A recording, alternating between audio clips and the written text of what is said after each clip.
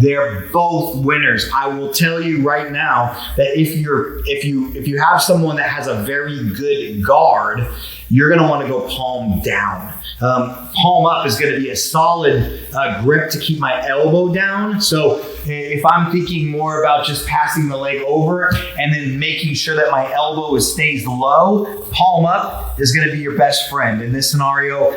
These scenarios are, I'm not worried about getting on top. I'm going to start sweeping. I'm going to start getting under on legs and start pulling him in and sweeping him and looking for leg drags. They're both great grips. So mind you, neither one is bad. What you get when you get a palm down grip, palm facing away, is you're going to have an easy time making sure that you pass the guard when we sweep him or get to his back.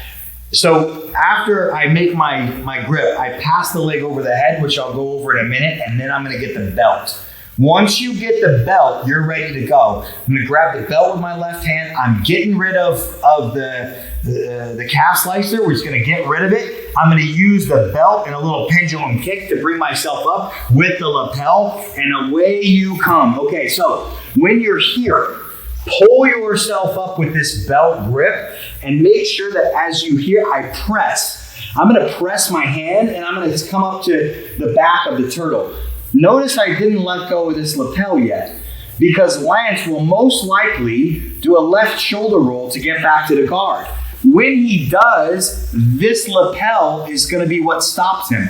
As he starts to replace the guard, you notice that the lapel is on the outside of the leg. So his legs come down to replace the guard. I simply just push his legs to the side and I hold the belt down to the floor, which weights the hip. Now I can let go of the lapel. Okay, and then I can start looking for the top lapel and start looking for hands in the collars and start driving up in that direction to make sure I have a lot of crushing power so I can take the back, etc., etc. So when you have the belt or that lapel, don't let go of it.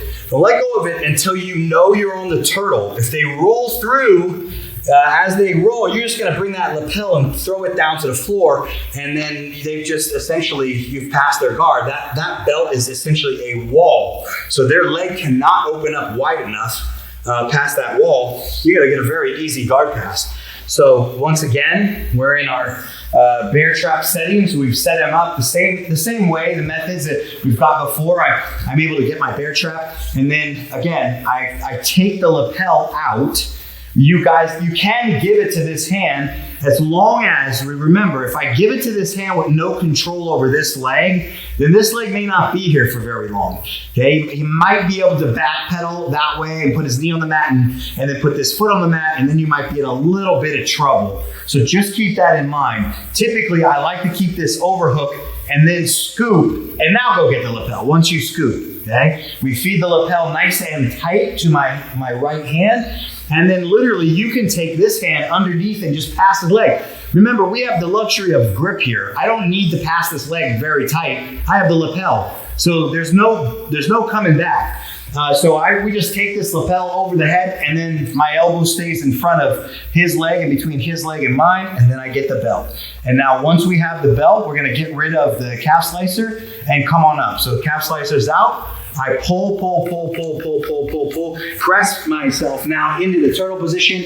And if he rolls over his shoulder to replace the guard, we let him roll. We just throw the lapel back to the ground, and we have passed the guard. So this is a very, very useful tool when we have the lapels on with the bear trap. We can create this scenario where the leg comes over the head and we just come right up. So great scenario.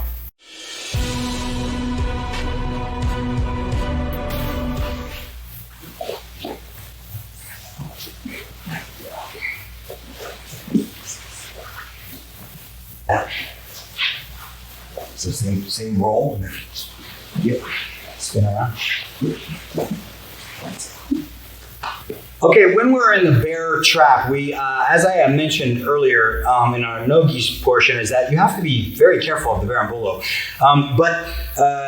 And this technique is even easier without the gi. We're going to look at it with the gi. The main talking points with the gi, but you have to keep in mind that without the gi, this thing is even easier because there is zero luxury of any type of gripping behind your back or your belt. Those things are all gone.